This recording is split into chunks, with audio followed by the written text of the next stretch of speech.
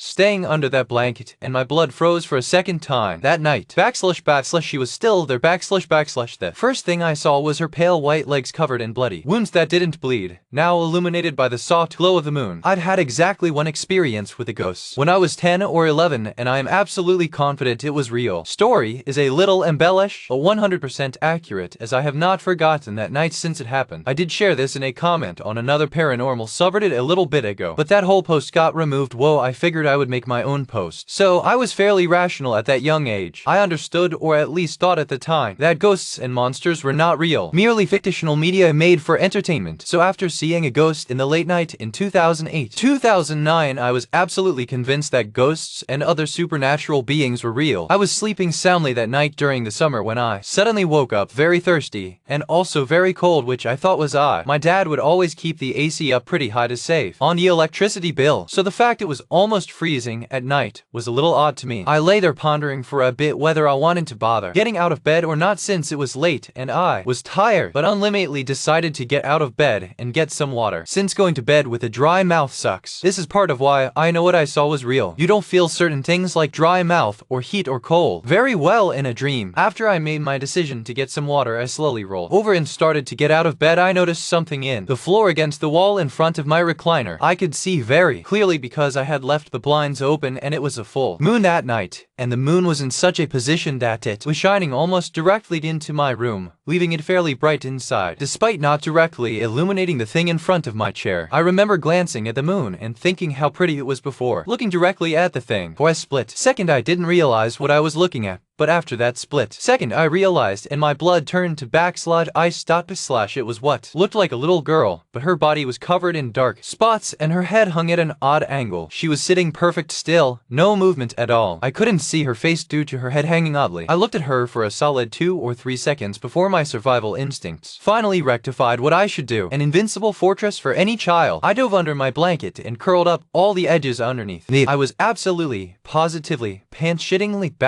terrified. I can't honestly say that was the most scared I had ever been in my life. Nothing I've experienced has ever come close. So there I lay, curled up under my blanket, breathing heavily, getting hot, praying whatever the bleep was across the room against the wall facing my bed would go away. And then I started rationalizing. I convinced myself after what felt like an hour or two that whatever was there was just some toys I had left out and forgotten to put up. I was fairly certain I had brought a bag of toys from a relative's place and left it in front of my chair, which I thought was odd because I could have sworn I'd cleared that area so I could sit in it and play video games unobstructed. But regardless, I had convinced myself that it was just some toys laying there, and I was wide awake now. I even started feeling silly for thinking the bag of toys was a ghost, convinced my sleepy brain had just made something up. I saw out the window first and noticed the moon had moved a fair bit. So that's how I know it had to have been an hour or two at least before I gathered the courage to check again. Then I looked in front of my chair, where I had convinced myself that what was a body of a dead girl was actually a bag of toys. Very thirsty and also now very hot from staying under that blanket, and my blood froze for a second time. That night, she was still there. The first thing I saw was her pale white legs covered in bloody wounds that didn't bleed, now illuminated by the soft glow of the moon. And then worse still, I noticed that she had moved where she was once sitting up, she was now slumped over to her right side with her eyeless sockets looking directly at me like she had been watching me for hours. I felt time slow to a crawl, then it stood still for what felt like an eternity. I took her in much longer this time, trying to convince myself that she was just some toys I had forgotten about. A good 8 or 10 seconds this time, just frozen in place, looking at her. But if they were toys, then how had they moved? It was just me and my mom and dad, and they had work, so I knew they wouldn't come into my room this late, and especially wouldn't mess with any of my stuff. The absolute horror at the realization of what I without any uncertainty was looking at was indescribable. To this day, nearly 20 years later, I still get goosebumps thinking about it. I had to pause several times writing this to gather my thoughts. I dove back under my covers, much more frightened than I was the first time. I was so scared I didn't even stick my mouth or nose out from under the covers for fresh, cool air like I had that first time. Actually, I think I was hyperventilating so bad that I actually slipped into unconsciousness. Thankfully, there was absolutely